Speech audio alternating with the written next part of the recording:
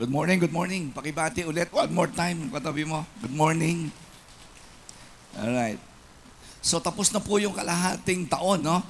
July 6 na po tayo ngayon. Ibig sabihin sa mga laging nag-church every Sunday, tingnan mo yung katabi mo kung mukhang bumait na. Tingnan mo, mukhang bumait ba yan? 6 months na kasi. Alam nyo, sa 6 na buwan, pag hindi bumait yung katabi mo, may malaking problema talaga yan. Imagine, ilang beses ka na nagsisimba? 24 weeks. 24, 25 Sundays na po tayo nakikinig ng salita ng Diyos, right?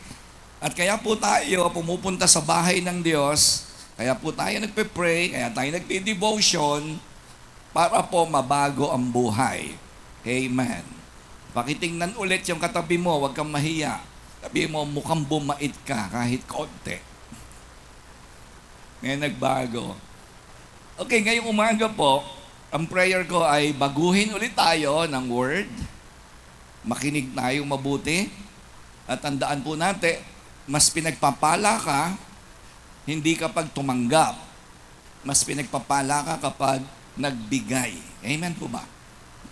Kaya makikinig tayo, tatanggap tayo, ang responsibility natin, yung natanggap natin, ipamimigay din po natin yan. That's why we need to grow.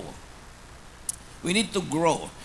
Kasi pag kayo'y nag-grow, wala kang magagawa kundi mamigay. Ang mga hindi lumalagong Kristiyano, ibig sabihin, tanggap ka lang ng tanggap kasi sa sarili mo lang kapos pa. Hindi ka blessed. Hindi ka blessed nun. Ang mga pinagpala, tumatanggap, at dahil lumalago ka, sumosobra yon, kailangan mong ipamigay. Hello? Amen po ba? So ngayong umaga, lalago po tayo rito kasi napaka-importante nito. Ang title po ng ating message is What Will Distract You in Serving? Ano ba yung pumipigil sa'yo para mag-serve? Hindi po yan para magpastor, ha? There are so many ways to serve. And by the way, lilinawin ko lang po, we do not serve God. Wala ho sa Bible yon.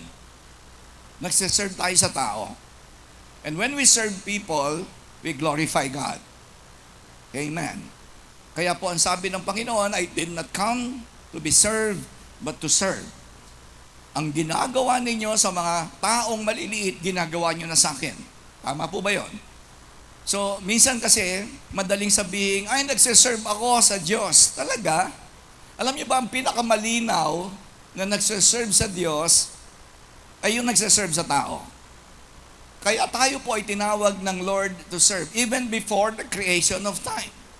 Baka hindi po nyo alam, sinasabi po ng Bible, hindi ka pa pinapanganak, hindi pa po nililikha ang langit at lupa, meron na po siyang assignment sa atin lahat.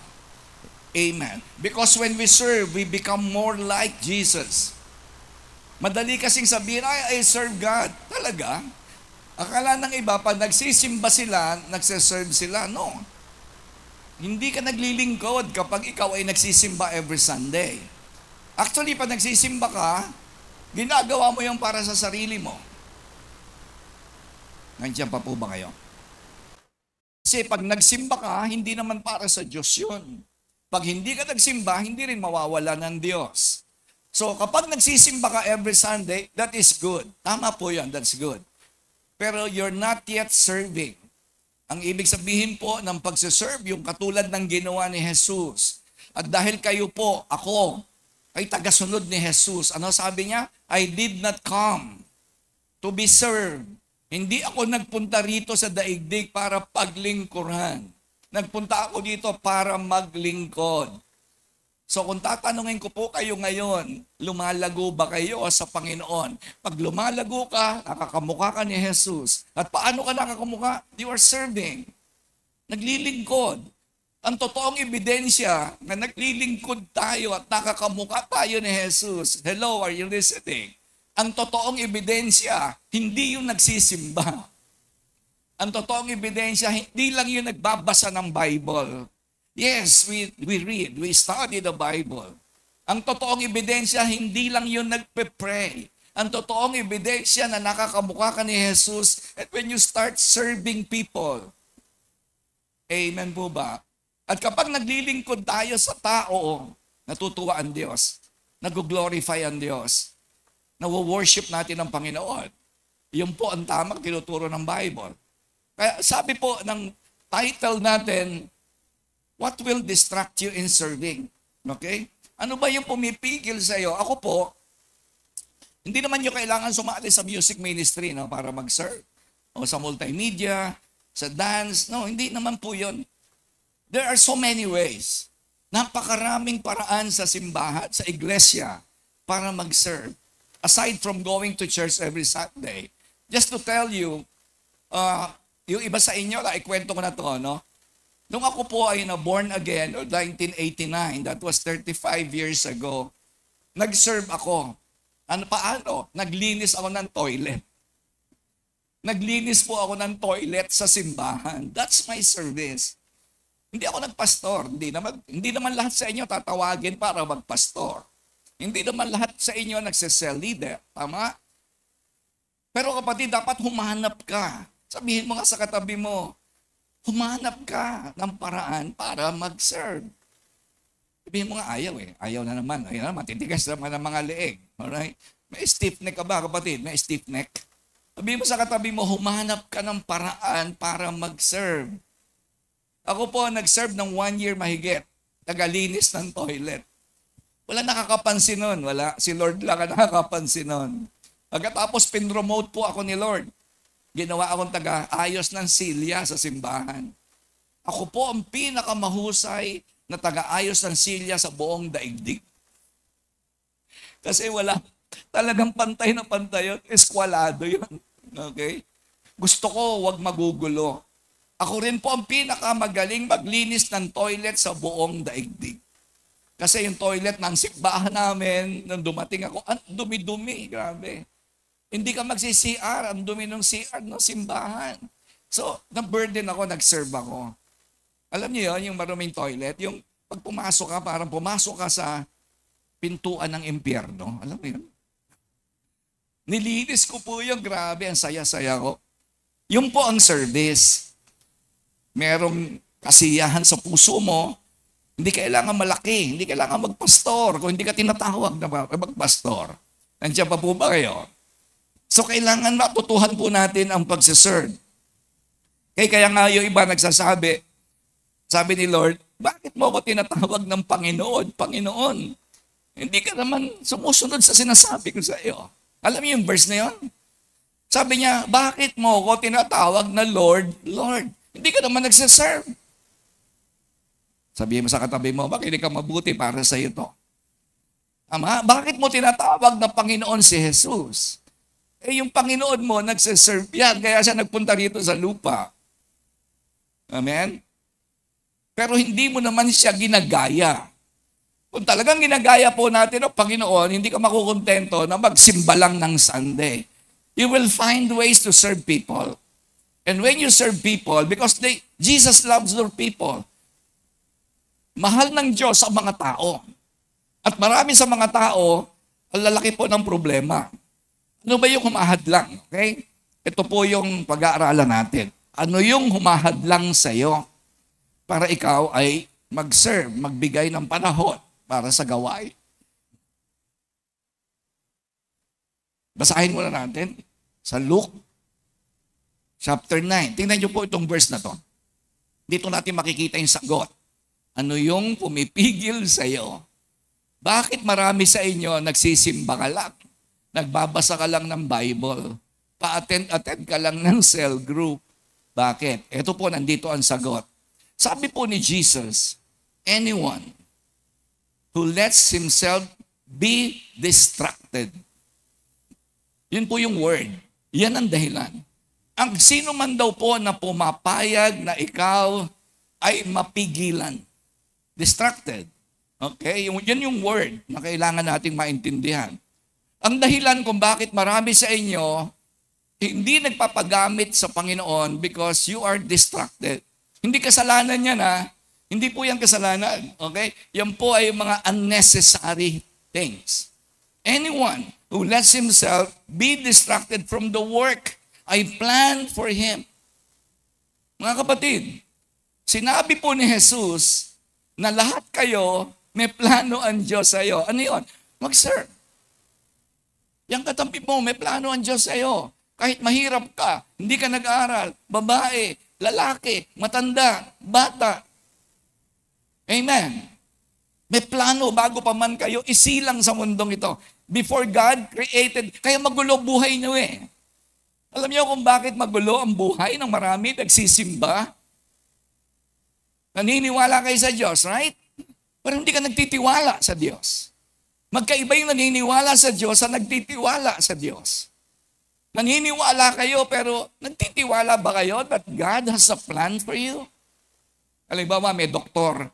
Sabi mo sa doktor, Dok, naniniwala ako na doktor ka. Pero ayokong ikaw mag-opera sa akin, wala akong tiwala sa iyo. Ganon ang maraming Christian. Are you listening? Sabi mo sa katabi mo, baka ikaw yan.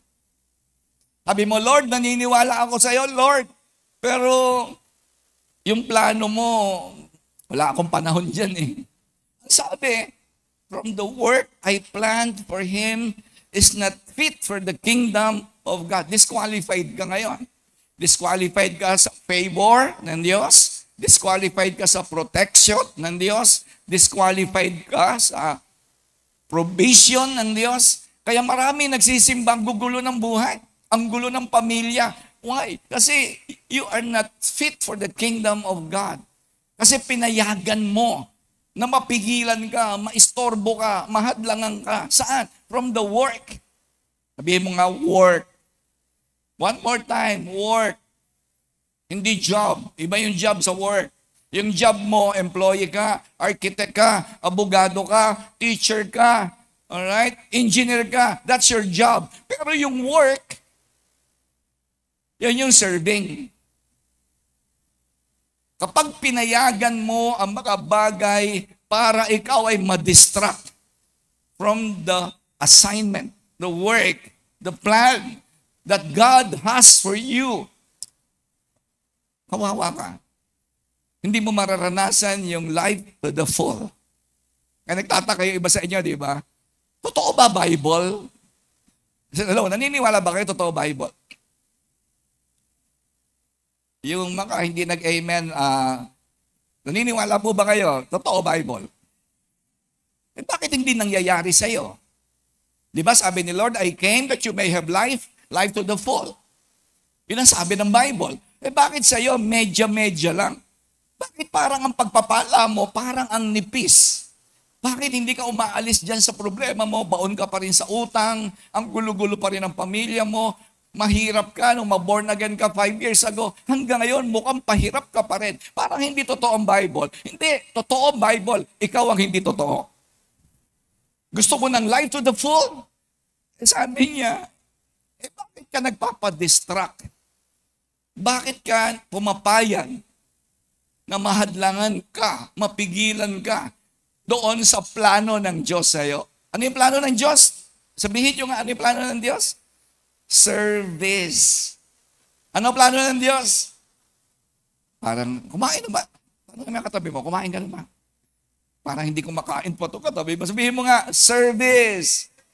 Yung medyo parang buhay na salita, service. Yan yun. The work that God has planned for you.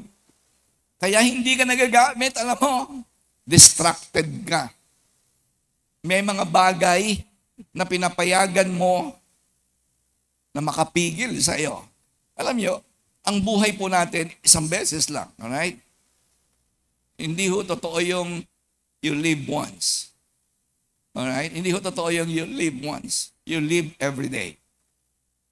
Anong klaseng buhay ang pinamumuhay mo? Many people, ako po 30 years na akong pastor. Ang dami kong nakikita na nagsisimba, they're just wasting their life. Alam niyo ba ang buhay, binigyan ng buhay tayo, pinahiram ka ng buhay, not to waste it, but to use it. Ang buhay mo, hindi para sayangin mo. Gusto mo sayangin ang buhay mo? There are many ways to do it. Gusto mo sirain ang buhay mo? Ang daming paraan para masira ang buhay mo. Pag hindi ka nabuhay ng intentional, daily, pagsunod sa Diyos araw-araw, you're going to waste your life. Kasayangin mo lang ang buhay mo. Kaya maraming ang lulungkot, nakita mo. Sabi nila, naniniwala daw sila sa Diyos. Pero tingnan mo buhay nila. Ang lulungkot, laging parang depressed, laging stress. Walang kapayapaan. Ang gulo-gulo ng buhay. Walang meaning. Walang direction. Hindi alam mo saan pupunta. Kasi if you are growing, you know where you are going.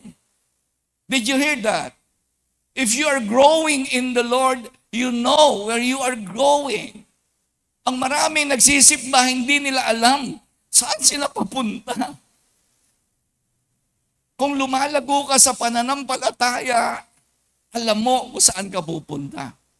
Hindi magugulo utak mo. Meron kang kapayapaan. Kasi alam mo kung saan ka pupunta and nothing can stop you. Because you are doing the will of God. Kaya nga ang prayer, not my will, but your will be done. Di ba yun ang prayer na tinuro sa atin ni Jesus? Huwag masunod ang kalooban ko. Kalooban mo masunod. Ano kalooban ng Diyos? To serve. To serve. Mag-serve. Amen.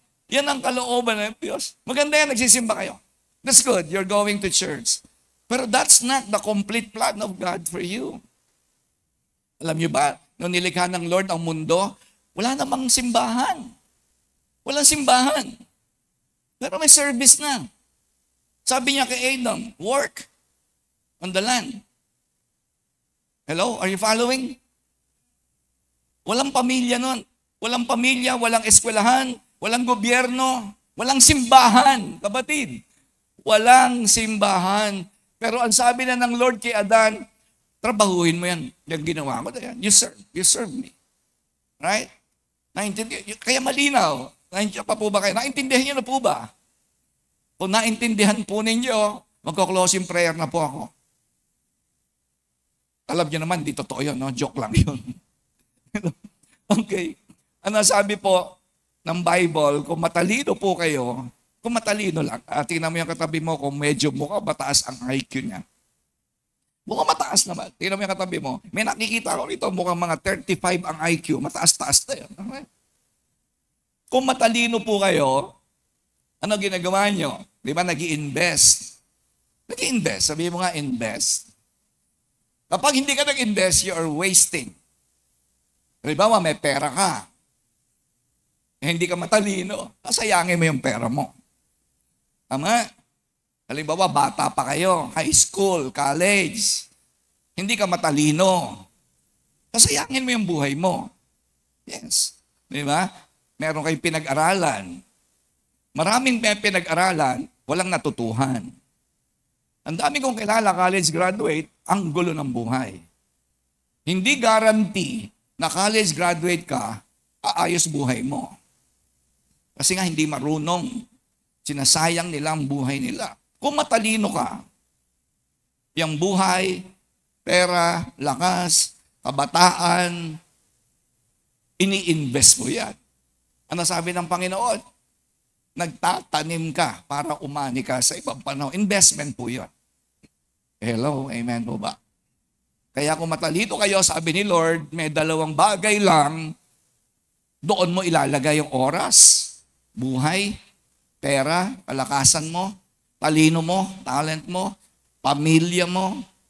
Are you following? Nakikinig po ba kayo? Dalawa lang. Number 1, the Word of God. Bakit? Kasi yan po ay hindi mawawala. Again, kung matalino po kayo, maglalagay ka ng something that is valuable sa mga bagay na hindi mawawala at sigurado may babalik. Hindi ka lugi. Kasi one day, many of you will regret your life. Alam niyo po ba yon? Ako nalulungkot ako sa possibility na marami nagsisimba dito sa Dulos na darating ang panahon, magsisisi talaga kayo. Magsisisi kayo. Why? Because at the end of the day, everything that you work hard for will mean to nothing. Lahat yan, wala yan. Pera, wala nang kwenta yan. Education mo, wala nang pera yan. Kaibigan mo, wala nang silbi yan. Yung pinag-aralan mo sa college, wala na yan. Lahat yan mawawala. Kapatid, maniwala kayo sa akin. Kaya ang sabi ni Jesus, mag-i-invest ka talaga dyan sa hindi nawawala ng value. Hello po, nandiyan pa po ba kayo? Alam niyo, may pinuntahan akong bansa, walang value ang pera nila. Kaya hindi na po sila nagbabayad ng, ang pera nila, hindi po sila gumagamit ng, tinitimbang ang pera nila. Alam niyo ba yan? Tinitimbang ang pera. Kasi pag bumili ka ng sandwich doon sa bansa nila, 3 milyon sandwich. Gusto niyo maging milyonaryo? Punta kayo ron. Kasi sandwich, 3 million eh. So ang pera po sa kanila, tinitimbang. O, tinitimbang po talaga. Kita nyo yung mayayamang bansa, walang 1,000 bill. Bakit ang Pilipinas may 1,000 na buo? Eh kasi nga, baba ng pera natin. Sa Mexico, nagpunta po ako sa Mexico, meron po silang isang bill, 50,000 pesos. 50,000 isang bill. Ano ibig sabihin nun? Nawawala ng value ang pera. Nandiyan pa po ba kayo? Isang araw, lahat ng pinag-aralan nyo sa college, wala na yan. Subukan mo, 60 years old, ano yan? Retire ka na dyan. Lahat ng pinag-aralan mo sa UP, sa Ateneo, sa Dasal, wala nang kwenta yan diploma mo. Kasi yung pinag-aralan mo hanggang 60 years old lang. Kahit anong diploma, nakasabit sa dingding mo. Yung kapatid ko po, yung panganay kong kapatid, kuya ko yon, 5 ang course nun. Kinukuha po yon ni Gloria Macapagal Arroyo sa Cavite kasi magaling yung kuya ko. 5 ang course niya, mechanical engineer, civil engineer, sanitary plumber, nagmasteral pa sa ibang bansa na may PhD, plumber, master plumber po siya. Siya po ay outstanding alumni ng Mapua Institute of Technology, yung kuya ko. Ngayon, wala na. Nag-aalaga na lang ng apo. Yes. Pero ako, hindi ako pwedeng mag-retire. Alam niyo, naglilingkod sa Diyos, hindi nalalaos. Sabi mo nga sa katabi mo, huwag ka na mag-artista, malalaos ka lang. Kaya ako umalis sa showbiz. Kung ako po nag-showbiz, laos na ako ngayon. Hindi, baka meron pa naman pelikula, yung mga pinapasabog, pinapakain sa buhaya. Ang naglilingkod lang sa Diyos ang hindi nalalaos. Pero mag-engineer ka, malalaos ka one day. Retired ka na, 60 65. O sige, accountant ka. Laos ka na yan after 60 years old mo. Laos ka na, wala na. Hindi ka na kailangan ng kumpanya mo. Yung kumpanya mo, gustong-gusto ka lang kasi malakas ka pa. Kasi pinapayaman mo yung kumpanya mo. Right? Lahat yan, magsisisi po ang marami. Because they invested their youth, their money, their energy, their time on things that will be lost forever. Ang sabi ni Jesus, Matthew chapter 24, verse 35, heaven and earth will pass away. Imagine, mawawala lahat ng bangko, mawawala ang lahat ng gobyerno, mawawala lahat ng kaharian. Subalit ang salita lang ng Diyos ang hindi mawawala. Kaya nga kung matalino ka, susundin mo yung salita ng Diyos, nag-i-invest ka dyan. Ibig sabihin, kapag sinusunod mo ang word ni Jesus, nag-i-invest ka. At hindi lugi yan. Kasi sabi niya, aani kayo. Nabasa niyo ba yun? Hindi mo madadaya ang Diyos. Pag hindi kayo nagsawa sa paggawa ng mabuti, sa pagsunod sa salita ng Diyos, dadating ang time, aani po kayo. Kasi investment po yan. Nag-i-invest ka, nagsiserve. Pag nagsiserve ka, sumusunod ka sa salita ng Diyos. Hello, are you listening? Nakikinig po ba kayo? Pag ikaw ay nagpapagamit sa Diyos, nag-i-invest ka sa something that will never pass away. Wala pa ako nakitang mga tao na inuna ang pamilya na naayos ang buhay. Wala pa. Ewan ko, subukan mo, baka ikaw pa lang ang una. Inuna niya ang pamilya kaysa sa sinasabi ng Diyos. Tapos umayos buhay, wala pa ako nakitang gano'n. Siguro sa labas, mukhang maayos. May pera, may kotse, nag-aaral yung mga anak nila sa magandang eskwelahan. Pero hindi po yun ang pangako ng Diyos. Ang pangako ng Diyos, life to the full. Hindi buhay na mukhang masaya, kundi buhay na ganap at kasiya-siya. Hindi buhay na masaya, buhay na ganap at kasiya-siya. Wala pa akong nakita inuna yung pamilya na ayos. Wala pa akong nakita inuna yung anak na ayos. Wala pa akong nakita inuna pag-aaral na ayos. Wala pa. Kahit sa tingin mo sa kanila mukhang okay naman sila. Ano sabi ni Jesus? Ano mapapala mo? Si Jesus nagsabi nito. Si Jesus, hindi ako. Ano mapapala mo? Mapasayuman. Ang magandang pamilya, pera, edukasyon, lahat ng pangarap mo, mapasa iyo kung mapapalayo ka naman sa Diyos. Di ba? Sabi ni Jesus, ano mapapala mo? Wala. Walang kakwenta. Magsisisi. You will regret it. Magsisisi ka talaga. Ako, ayoko magsisi sa huli. Kaya ngayon nagsisisi na ako. Ngayon pa lang. Totoo po, ayoko magsisi sa huli. Pangalawang dapat nating ma-invest ang time na hindi ka nagsasayang is people. Dalawa lang.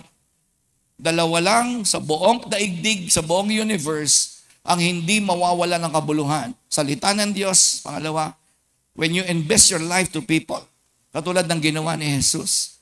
Nagpunta si Jesus dito sa lupa, hindi bumili ng bahay, hindi nag-aral, hindi nag-asawa, hindi bumili ng sasakyan. I'm not saying those things are bad. Hindi masama yun. Ha? Hindi masama yun. Pero sinasabi ni Jesus, that's not your priority. Ang priority ni Lord, masunod ang utos ng Diyos at mag-serve sa tao. Kung matalino ka, yun ang buhay mo dapat. Nandiyan pa po ba kayo? Naintindihan niyo po ba sinasabi ko? Sabi mo nga sa katabi mo, nanggigigil na si pastor, parang wala ka pa kabuhay-buhay. Dalawa lang, kapatid. Dalawa lang. Pag nagkamali ka dyan, magsisisi ka. Kaya ang sabi ng Panginoon, unahin mo ko ang aking katwiran. Ano ba kailangan mo? Pamilya, pera, trabaho, future. Idadagdag ko na lang yan. Pag binaliktad mo yan, magsisisi ka, sabi ni Lord. Oo, magsisisi kayo pag binaliktad mo yan. Sabi niya, unahin mo muna yung aking plano, yung aking katwiran. So ano ba yun? Okay, punta na po tayo. Paigsi lang po ito. Meron pa akong 30 minutes. Okay? Pag-pray nyo, matapos ko.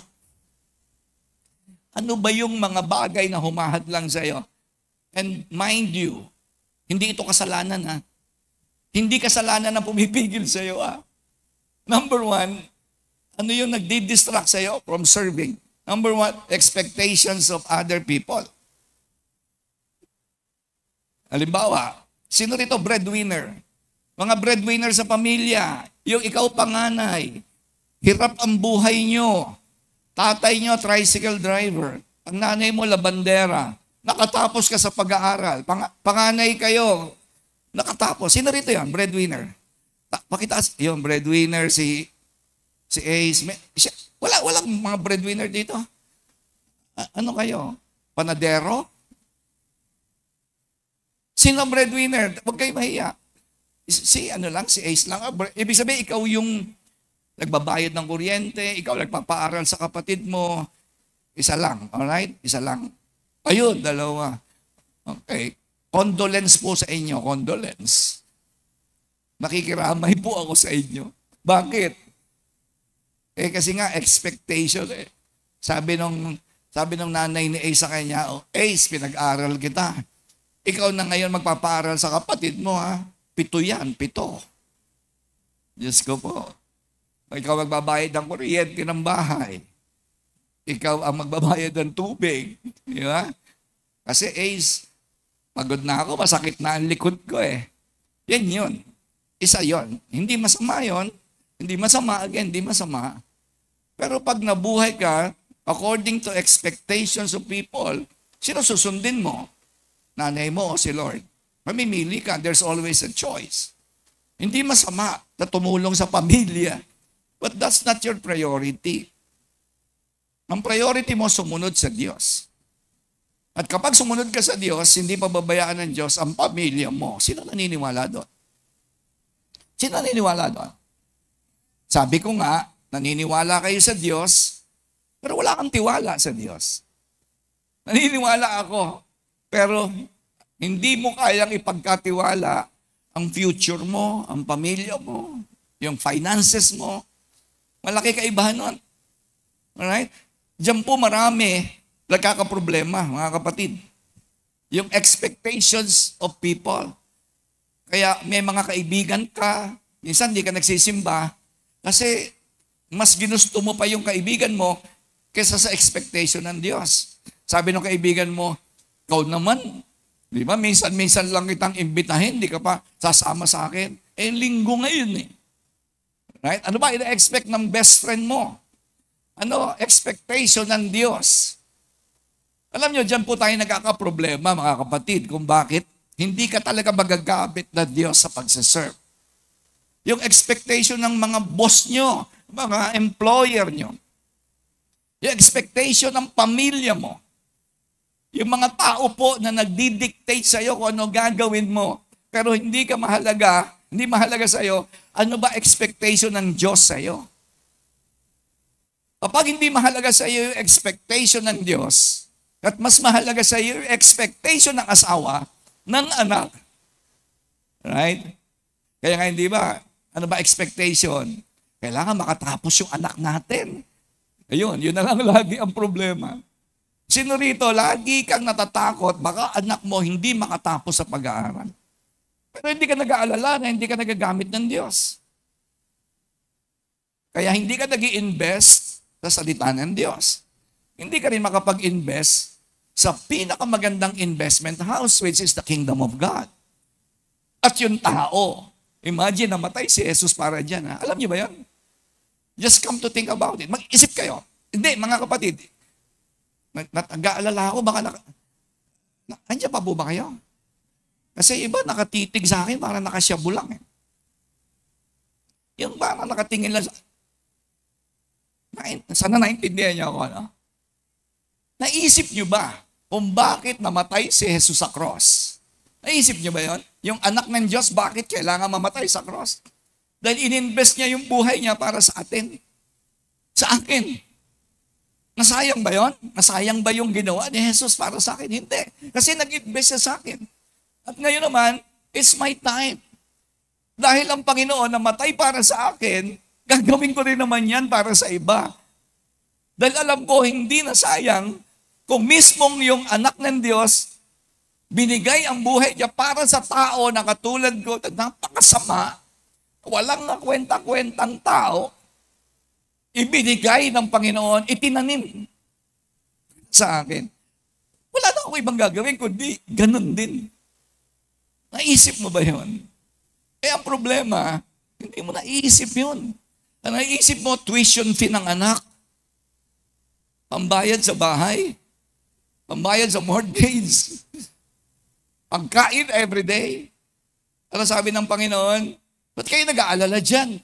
Dadamitin, iinumin. Kaya natatakot. Hindi ba alam na mayroon ka ama sa langit? Mga kapatid, hello, hindi ka ulila. Sabi mo sa katabi mo, hindi ka ulila. Sige nga, sabi mo sa katabi mo, hindi ka ulila. Alam niyo po, mga laging natatakot sa pera, ang laging nag-aalala sa anyang anak para makatapos. Alam niyo ba yon? Meron kang espiritu ng pagkaulila. Orphan ka, orphan spirit. Kasi wala kang tatay eh. Kaya sabi ni Lord, meron kang Father in heaven. Why are you worrying? Ba't kayo nag-aalala? Alam ng tatay mo sa langit. Hello, may tatay ka ba, kapatid? Yun ang problem. You have a spirit of an orphan. Nabulungan ka ng demonyo dyan. Naniwala ka kay Satanas. Hindi totoo yan. Yung sinasabi ng Diyos. Di ba? Ganun na sinabi na kay Eva. Ganun na sinabi ng demonyo kay Eva. Hindi totoo yan. Yung sinasabi ng Diyos. Naku, may dinilihim siya sa'yo. Kaya marami ngayon mga naniniwala sa Diyos pero hindi nagtitiwala sa Diyos. Kasi meron kang espiritu na hindi galing sa Diyos. Galing kay Satanas. Ang tawag doon, espiritu ng pagkaulila. Nandiyan pa po ba kayo? Hello? Parang May mga nalugi ba sa negosyo rito? Yang katabi mo ba, nalugi ba sa negosyo? Parang malungkot siya. Nabaha ka ba? Tiga-seles ka ba? Tiga-seles. Okay. Number 1, that's number 2. Number 2, punta po tayo. Number 2, ano po yung pumipigil sa'yo? Time-consuming activities. Hindi kasalanan to, Hindi po ito masama, yung activity. Pero kapag ang activity mo, time-consuming, ibig sabihin, mas marami ka nang ibinibigay na oras. Okay, listen. Liliwanagin ko po ito, Liliwanagin ko. Makinig po kayo, Hindi po kailangang mag-pray ng 8 hours a day, Hindi po tinuturo ng Bible yon. Hindi rin po tinuturo ni Jesus na magsimba ka every day for 3 hours, 4 hours, 5 hours. Walang ganun. Alright? Kasi nagtatrabaho kayo, okay yan. Mag-work kayo ng 8 hours. Mag-aral kayo 8 hours, okay po yan. Asikasuhin mo, anak mo, asawa mo, okay po yan. Alright? Pero yung time na binibigay mo sa Lord, 20 minutes, hindi ka pa masaya. That's the problem. Magpe-pray ka 10 minutes, naiinip ka pa, that's the problem. Kasi mas mahal mo yung mga activity mo na nag-aaksaya ka lang at the end of the day. Uulitin ko po, kahit anong pinag-aralan mo, lahat yan baliwala po yan. Everything that you will do for God is all that matters. Everything that you do for people is that will matter at the end. Kung matalino ka, maglalagay ka ng oras, pera, lakas, doon sa babalik sa'yo at the end. Hindi ka lugi, tama? Lugi kayo. Pag inasikaso mo lang yung hanap buhay, lugi ka. Sinasabi ko na po ito sa inyo, maniwala po kayo sa akin. Alright? Hindi ka pinagdadasal ng 10 hours a day. Hindi ka pinagsisimba every day. No, hindi naman kailangan magsimba ka every day. Ang sinasabi ko lang, how much time do you spend sa pinakamahalaga? Tao at salita ng Diyos. Alam niyo ba yung spelling ng love? Ganito po yung spelling ng love. Di ba? Tingnan niyo spelling. Ganyan ba spelling ng love? L-O-V-E? Hindi po. Madali magsabing I love you. Dali yun. Ang totoong spelling po ng love, ito po. Time. Ang totoong mahal mo ay yung binibigyan mo ng panahon at oras. Hello? Hindi ba? 8 hours ka sa trabaho? O yun ang mahal mo. Mahal mo trabaho mo. Kay Lord. Sa tao. Sa salita niya. Sige nga. Di ba? Natural yon. Tanungin ko kayo. Gaano katagal kayo nagpe-pray? Kahit 10 minutes, but you are enjoying every minute of your 10 minutes, that's how you show your love for God. 20 minutes, magbigay ka ng oras sa cell group mo, yung mga disciple mo na may problem, binigyan mo ng time, 20 minutes, 30 minutes. That's love.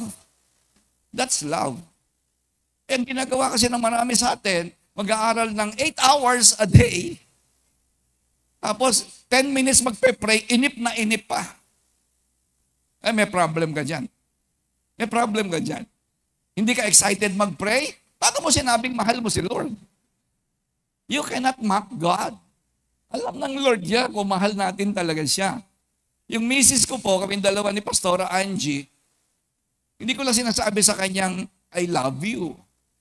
Kasi ang meaning, ang expression po ng love is how you spend time. Sabi ng 1 John, basahin natin, 1 John chapter 3:18. We must show love. Ang pag-ibig daw, hindi sinasabi, pinapakita. Amen? Hello, amen? Ang pag-ibig, hindi sinasabi. Kahit sabihin ko pa sa iyo, mahal kita pero wala akong time sa iyo, binobola lang kita. At hindi mo maloloko ang Diyos. You cannot mock God. Walang ginawa kundi maghanap buhay. Kahit linggo naghahanap buhay, kita mo mahirap pa rin buhay mo. Di ba mahirap pa rin ang buhay mo kahit kayod ka ng kayod. Hanggang ngayon, lagi ka pa rin walang pera. Ang pera mo pa rin, ito pa rin ang problema mo hanggang ngayon. Bakit? Kasi nga, mahal mo yung pera eh. At ang sino mang magmahal sa pera, hindi ka talaga pagpapalain ng Diyos kasi you shall have no other gods before Him. Hindi pwedeng wala kang ibang Diyos. Hindi pwedeng may iba kang Diyos. Ang ginagawa mo, mahal na mahal mo yung pamilya mo. Hindi masama yun. Hindi masamang mahalin ng asawa, anak. But ang tanong ko nga, how much time do you spend? Pagsisimba ka, linggo, hindi mo pa magawa. Di ba, linggo, hindi mo magawa yung Sunday. Nasa simbahan ka. 1 hour and a half, ha? 1 hour and a half. Malapit na po ako matapos. Inip na inip ka pa. Magbabasa ka ng Bible. Pagbukas mo pa lang ng Bible, sabi, tulog ka na agad. O yung may mga insomnia, meron akong suggestion sa inyo, magbasa kayo ng Bible. O yung may mga insomnia, subukan nyo, effective yan. May nagpunta sa akin, Pastor, hindi po ako mapagkatulog. Biniro ko. Sabi ko, basa ka Bible. Mga 3 days bumalik, Pastor, totoo nga. Ang lakas talaga ng toyo ng member natin eh. Sabi niya, Pastor, totoo nga. Nagbasa ako ng Bible, wala pang 1 minute, tulog na ako. Diyos ko po. Pero sa Facebook, 1 oras ka sa Facebook. Hindi ka naiinip, enjoy na enjoy ka. So that's how you show your love. Ano, mahal mo? Mahal mo talaga yung mga bagay sa mundong ito. Nag-i-invest ka ng oras doon. Tama? Nag-invest ka ba ng oras sa tao? Serving. Kasi when you serve, you spend time. Hello? Kaya may cell group tayo. Di ba? Kaya tayo may cell group. Kasi we spend time with the people that we love. Meron akong sasabihin sa inyo. Kapag nagse-cell group kayo at naiinip kayo sa cell group, isa lang ibig sabihin nun, you don't love people. You don't love people. Okay? Ano ka lang, attend ka lang. Kahit pa hindi ka nagagamit ni Lord effectively. Di ba? Attend ka lang ng cell group. Kasi may spaghetti. Ano ba pinupunta mo sa cell group?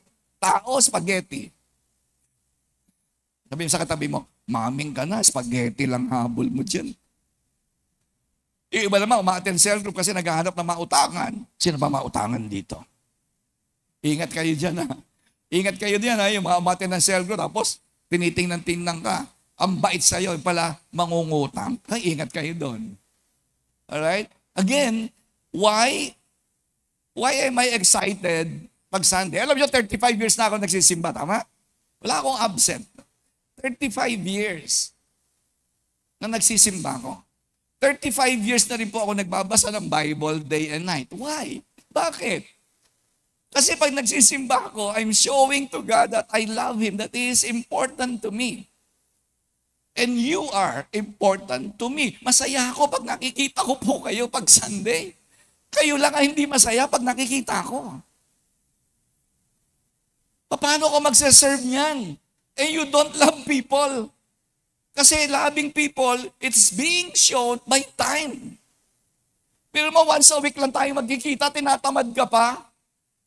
Sabi mo sa katabi mo, sana tinatamaan ka ha. Sabi mo sa katabi mo, sana tinatamaan ka. That's the reason why I go to church for 35 years. Kasi pinapakita ko sa Lord, you are important to me. And these people are important to me. Ito medyo, sana bato-bato sa langit, ha? Sana tamaan ka, ha? Hindi talaga, sana tamaan ka. Wala kang pagmamahal. Wala. Kasi hindi ka naman excited pumunta sa service, eh. Yun ang dahilan kung bakit ka nagsisimba ng linggo. Hindi dahil takot kang maparusahan ng Diyos. No. Katoliko pa rin kasi utak mo, eh. Hanggang ngayon, katoliko pa rin ang utak mo. Sisimba ako kasi baka parusahan ako ng Diyos. No, it's not about the punishment. Kaya ka nagsisimba ng linggo kasi you want to be in the house of God because you enjoy every minute in the house of God. Amen. Sige pa, palakpakan natin si Lord. Kaya sabi ni David, ano sabi ni David? I'd rather be in the house of the Lord one day than 1,000 days elsewhere. Kaya ang tawag kay David, a man after God's own heart. Ang tawag kay David, sabi niya, gusto ko sa bahay ng Diyos. Ganun din ang puso ng Diyos. Gusto niya, nandito po tayo. That's why whenever I go to church, whenever I go to meetings with my disciples, 18 taon na po ako na nag-meet sa mga disciples natin every week. Excited na excited ako. Why? Because I love them. Hindi ako nangihinayang. Sa 3 oras, 4 na oras kami nagmi-meeting. Hindi. Kayo, mas importante sa inyo trabaho, tama? Mas importante sa inyo pera. Kasi sabi ng iba, alam nga namang hindi ako magtrabaho. Magugutom kami. Sino ba nagsabi sa iyo huwag kang maghanap buhay?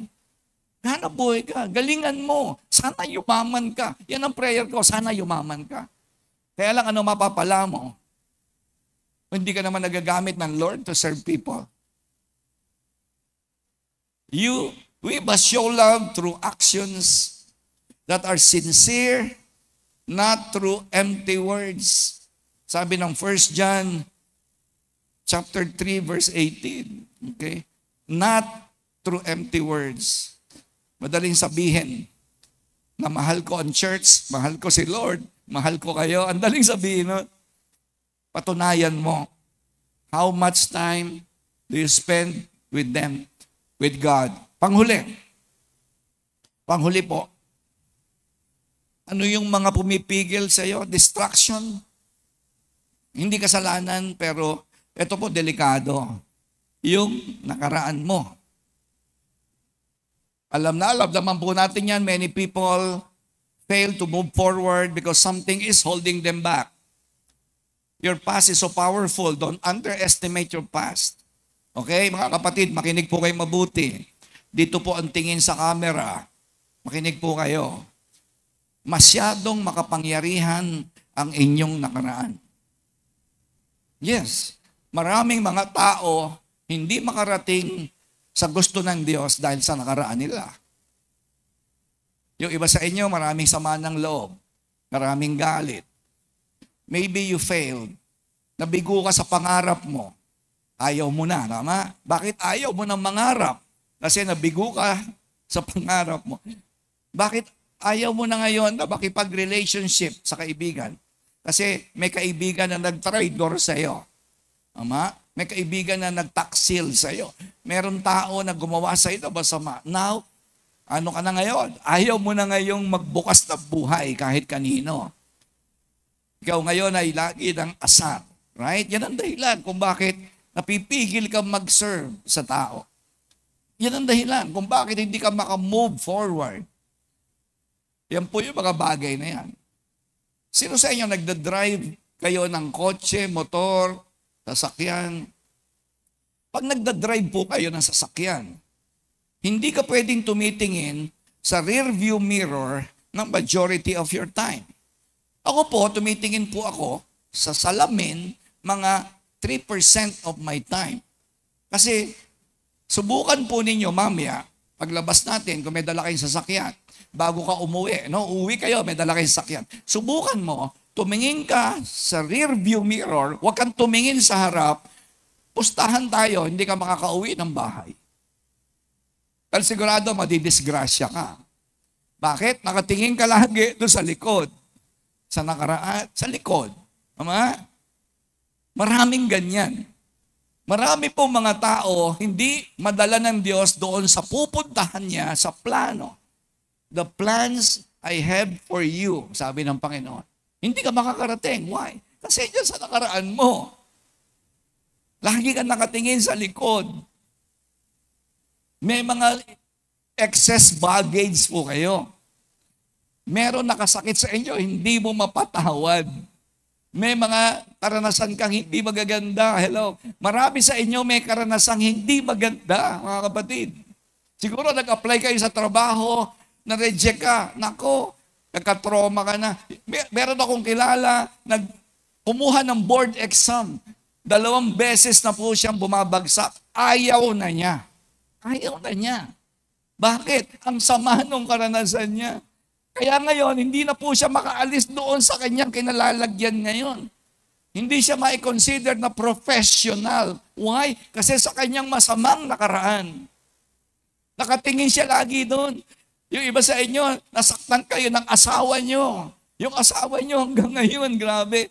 Yan pa rin ang nagdidictate sa iyong present and future. Minsan may pumunta sa opisina ko. Sabi niya, Pastor, hindi ko mapatawad talaga yung biyanan ko. Galit na galit siya sa biyanan niya. Ako mapalad, wala na akong biyanan. Alam niyo ba kung bakit nag-backslide si Solomon? May 1,000 biyanan yun. Kasi 1,000 asawa nun. Alam ka naman, hindi ka mag-backslide nun. Di ba? May nagpunta sa opisina ko, galit na galit. Sabi ko, hinay lang, sister. Relax lang. Magpatawad ka na. Pastor, hindi ko talaga mapapatawad yan. Ginawa sa akin ang biyanan ko yan. Sabi ko, teka muna, kailan ba nangyari yan? 20 years ago, Pastor. Sabi ko, alam mo ba, munti ko nang bigyan ng lubid. Sana sabi ko, magbigti ka na, kapatid. Sabi ko, ano ba gusto mong gawin para mapatawad mo yung biyanan mo? 20 years ago, hanggang ngayon, yung pa rin ang laman ng puso niya. Sabi ko, sige, ganito na lang. Kung gusto mo, hukayin natin ang biyanan mo. Sabi ko doon kay sister, kaya itong sister na ito, ang lungkot ng buhay. Yung laging galit, tingnan mo yung katabi mo, laging galit. Ako may kaaway pa yan, ng mga nakaraan pang taon, nakaraan pang buwan. Yan laging galit. Basta magagalitin. 100% yan, pag magagalitin yan, may galit sa puso yan, may karga yan. May karga talaga yan. Out of the abundance of the heart, your mouth will speak. Sigurado yan, hindi ka pa nakakalaya. Alam nyo, ako po, pag may kotse po ako, may isa akong kotse na 4 lang ang pasahero nun. Ayokong magsasakay ng 5 o 6. Kasi yung kotse ko po na yun, talagang pang-4 na pasahero lang yun. Pag yun, nilagyan ko ng 6 na tao, ang mangyayari doon, lalakas ako sa gasolina. Lalakas ako sa gasolina kasi may extra weight. Mabigat mabigat yung dala ko. 4 lang, ginawa ko 6. Tsaka yung gulong ko, mabilis pa upod, yung preno, lahat. Magdi-deteriorate yung kotse ko. Kung papunta akong Baguio, sa halip na ang gasolina ko, 1,500, magiging 2,000. Bakit? Mabigat yung dala. Ganyan ang marami sa inyo. Ganyan. Ganyan po marami sa inyo. Kaya marami kang bigat na dala. So ngayon, ang bagal ng usod mo, lumalaki gastos mo, hindi ka nagiging masaya, ang bilis ng labas ng pera mo, right? Yung marami po sa inyo, kaya may sakit dahil dyan. Alam niyo ba yon? Nakaramihan ng sakit ng tao ay dahil sa nakaraan niya na hindi niya makalimut-kalimutan. Kinakain ka niya sa loob, pressure cooker kasi yan. Di ba may pressure cooker kayo? Ano ginagawa ng pressure cooker? Papalambutin yung karne. Kasi po, hindi lumalabas po yung pressure. Ang mga hindi nagpapatawad at hindi makakawala sa kanya nakaraan, nasa loob ang pressure niyan, magkakasakit po kayo. Maluluto ang atay nyo, magkaka-ulcer kayo, magkaka-high blood kayo. Bakit po? May pressure sa loob . Ang paraan lang, ilabas mo yan. Let go of the past. Nandiyan pa po ba kayo? Ang sabi ng Panginoon, ito po ang sabi ng Panginoon. Una, sa 1 Corinthians chapter 10, verse 23, everything is permissible. Ibig sabihin, Pastor, wala ba akong karapatan na magalit? Yes, may karapatan ka. Everything is permissible nga . Bawal ba magalit? Hindi. Kasi everything is permissible. But not everything is helpful. Pwede kang magalit. Sige, magalit ka kung gusto mo. Pero yan ba ay makakatulong sa iyo? Ang lahat ng ginagawa natin, mga kapatid, supposedly, pag ginawa mo, dapat napapalapit ka sa Diyos. Tama? Tama po ba yun? In everything you do, whether you eat or drink, you do it all to please God. Hello? Hello, mga kapatid. Nandiyan pa po ba kayo? Konti na lang. Sabihin mo sa katabi mo, konting tiis na lang, matatapos na. Okay, huwag mong ipakitang naiinip ka, right? Time natin ito sa Lord. Samantalahin natin, yung oras na ito ay para sa Diyos. Hindi para sa iyo to, para sa Diyos. Alright? Walang mangyayari sa buhay mo, kapatid, kapag pinili mo yung mga hindi necessary. Yung pong galit is not necessarily wrong. Kasi meron kang damdamin. That's normal. Okay? Nagagalit ka. Ang tawag doon, hindi po yun wrong. Ang tanong doon, necessary ba? Yun ang tanong. Sa lahat ng ginagawa mo everyday, mapapalapit ka ba sa Diyos? Masama ba magalit? Hindi. Pero tanungin ko, pag nagalit ka ba, mapapalapit ka sa Diyos? Hindi. Ba't ka magagalit? Piliin mo na magpatawad. Masama bang manigarilyo? Hindi. Everything is permissible. Naku, natuwa na yung katabi mo. Uy. Natuwa yung katabi mo. Hindi pala masamang manigarilyo. Masama bang magsyabu? Hello, mga kapatid, masama bang magsyabu? Hindi rin. Everything is permissible. Sabi ng Bible. Kaya lang ito pa tanong natin. Alright? Masama ba pakisiping sa hindi asawa? Hindi masama. Everything is permissible. Pero ito tanong. Kapag ba nagsyabu ka, napapalapit ka ba sa Diyos? Pag ang sagot ay yes, magsyabu ka na every minute. Okay? Kung maninigarilyo ka at napapalapit ka sa Diyos tuwing maninigarilyo ka, manigarilyo ka ng 5 kaha isang araw. Kung napapalapit ka sa Diyos kapag ikaw ay nakipag-sex sa hindi mo asawa, makipag-sex ka na every hour.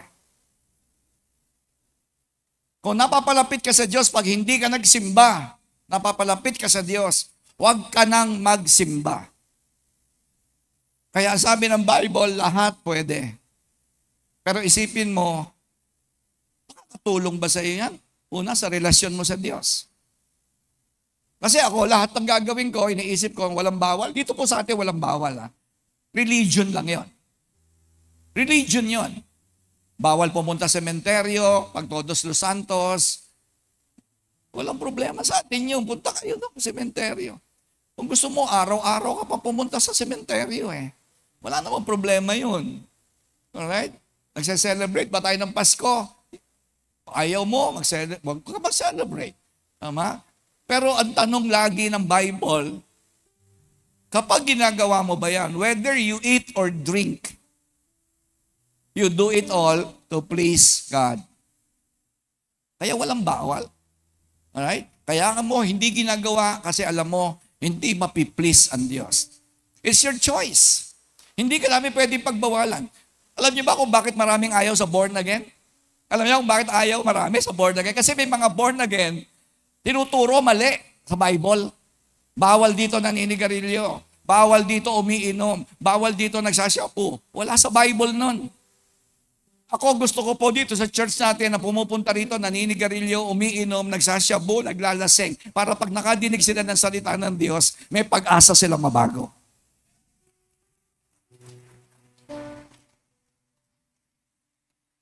Kasi nadinig agad nila sa atin, uy, bawal sa simbahan namin yung ganyan, ha? Doon na lang ako sa Katoliko, lahat pwede. May Diyos ka na, may bisyo ka pa. Hindi talaga aalis doon yun. Kasi masyado tayong malinis, masyado tayong banal. Kaya parang ang tingin natin sa mga tao, ay, umiinom ka pa? Ay, nagmumur. Hindi ako na-offend sa kanila. Kasi unbeliever yun eh. Hindi pa ako na-offend sa nagmumura. Kasi unbeliever yun eh. Ma-offend ako sa iyo pag ikaw ang nagmumura. Yung katabi mo, yan, ma-offend ako sa iyo. Tagal-tagal mo na nagsisimba, nagmumura ka pa. Nakaka-offend ka. Dapat ang dami mo nang natutuhan sa simbahan. Amen. Nandiyan pa po ba kayo? Pwede po ba tumayo tayong lahat? Again, marami po mga tao hindi makaalis sa kinalalagyan nila kasi sa baggages. Ang bigat na dinadala mo. Yung iba po sa inyo, man pleaser, gustong-gusto mo, lagi natutuwa sa iyo mga tao. Pero ang Diyos di na natutuwa sa iyo. Anong invitation po? Ito po, stress reliever. Guaranteed. 100%. Makakalaya po talaga kayo. Yung sabi ng Panginoon sa Matthew 11, ang sabi niya, come to me. Hindi lalapit ang Diyos sa iyo, ha? Ikaw ang lalapit sa Diyos. Mga kapatid, nandiyan pa po ba kayo? Kasi yung iba sinasabi nila, iniintay ko kasi ang Lord. Wala sa Bible yun. Iba yung those who wait upon the Lord. Yung those who wait upon the Lord, yung po yung mga nagsiserve na, yung tama na relasyon sa Diyos. Pero ito pong verse na to, ito po ang tinuturo ng Bible na iniintay ka ng Diyos. Iniintay ka. Kasi naaawa na ang Diyos sa iyo eh. Yung mga teenager dito, alam niyo yung mga teenager, bakit po natututong manigarilyo, uminom, makipag-sex, mag-drugs? Bakit? May mabigat silang dinadala, problema nila, tatay nila, wala silang makain. Hindi nila alam paano nila ilalabas. Hindi nila alam saan sila pupunta. Napasama sa barkada. Yung barkada nila umiinom eh. Parang ang saya ng inuman. Ang saya ng nagsasyabu. Tama? Kaya doon pumupunta yung mga kabataan natin ngayon. High school, college. Ang saya na mag-pornography. Kasi nakikita sa mga nagsisimpa, hindi na masaya. Ba't ako sasama sa iyo? Diba? Bakit ako sasama sa iyo? Wala naman nagbabago sa iyo. Kaya sasama yan doon sa masaya. Pero ang sabi ni Lord, lumapit kayo sa akin. Lahat kayo na napapagod. Saan? Sa pagdadala ng mabigat na bagay. Galit. Yung galit, mabigat yan. Naku, Diyos ko po. Yung sama ng loob, mabigat yan. Yung hinanakit, mabigat yan. Yung mga failed dreams, yung mga panaginip, pangarap na nabigo, mabigat dalin yan. Alam mo yun, tinraidor ka ng kaibigan, ng iyong nanay, malupit sa'yo tatay mo, naku, mabigat yan. Ano sabi ng Panginoon? Lapit kayo sa akin. Hindi ka tatagal. Hindi ka tatagal. Overloaded ka. Overloaded. Maubusan ka ng gasolina. Masisiraan ka. Titirik ka. Titirik ka. Hindi ka makakarating sa pupuntahan mo. Hindi ka makakatapos. Sabi niya, come to me. Pangalawa, take my yoke. Pangatlo, learn. Yan na tatlo. At sasabihin ko sa inyo, mapalayain kayo ng Panginoon. Yung mga may sakit dito, yung mga may sakit, alam niyo, may isa yung sakit niyo sa sobrang pag-aalala po yan. Sobrang nag-aalala, sobrang nagagalit, sobrang sama ng loob, sobrang, ang dami mong kinatatakutan, may sakit ka ngayon. Gusto kang pagalingin ng Lord, hindi niya magawa. Mapapagaling ka ng Lord kapag lumapit ka sa Kanya, dalin mo yung pamatok niya, kasi yung pamatok ng Lord, burden yun. Burden. Sabi niya, take my yoke. Alright? Ibig sabihin, hindi mo na burden ngayon ang pera, hindi mo na burden yung iyong pamilya. Ang magiging burden mo na ngayon, yung burden ni Jesus. Na ang mga tao, mailapit natin sa Kanya. And we will learn from Him. Yan po, 100% stress reliever po yan. Babagsak ang inyong stress level ng malaki. Pag wala po ang Diyos, grabe ang stress level mo. Ibig sabihin, kaya ka lagi natatakot, kaya ka lagi nag-aalala, kaya wala kang kapayapaan. Ang taas ng stress level mo.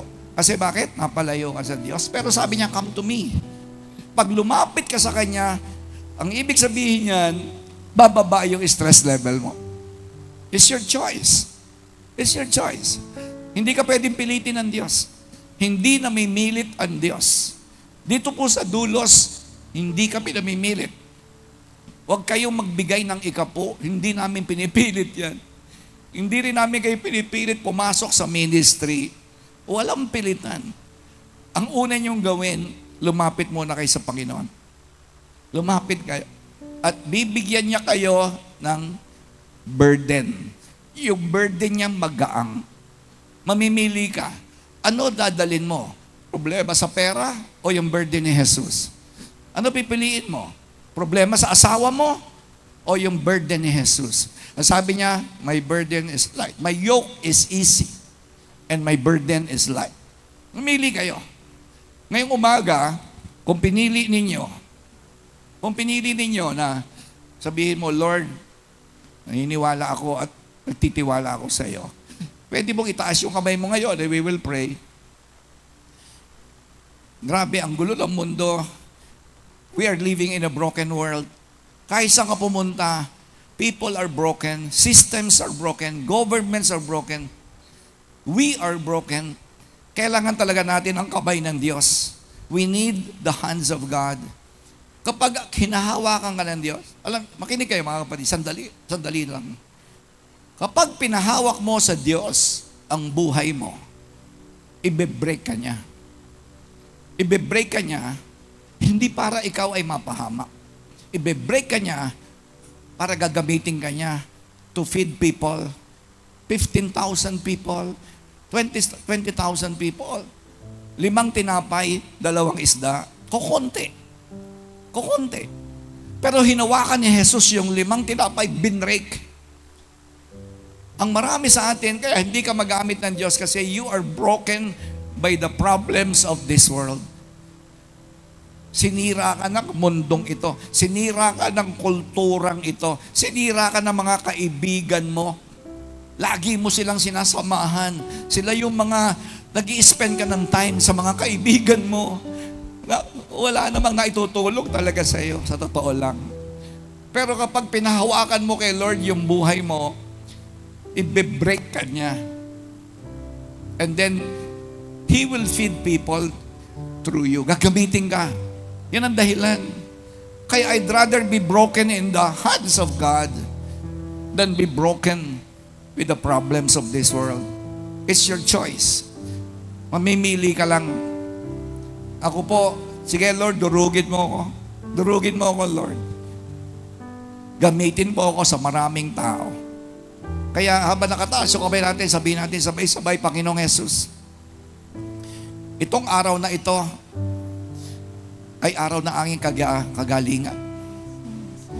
Panginoon, gamitin mo po ako. Nagdi-decide ako ngayong umaga na ikaw ang number 1 sa buhay ko. You will be my number 1. At Panginoon, sabihin mo, Panginoong Jesus, sa araw na to, nagdi-decide ako na isuko sa iyo aking buhay. Hindi ko nasasayangin yung oras ko sa mga walang kwentang bagay na maglalaho din pagdating ng panahon. Panginoon, tulukan mo ko na mag-invest ng time sa iyo, sa tao. At higit sa lahat, makalaya ako ngayong umaga. Pinipili ko na lumaya sa aking nakaraan. Kaya Lord, salamat po sa kagalingan. Salamat po sa kapatawaran. Salamat po sa iyong kabutihan. We thank you, Father. In Jesus' name we pray. Everybody say amen. Amen. God bless you po.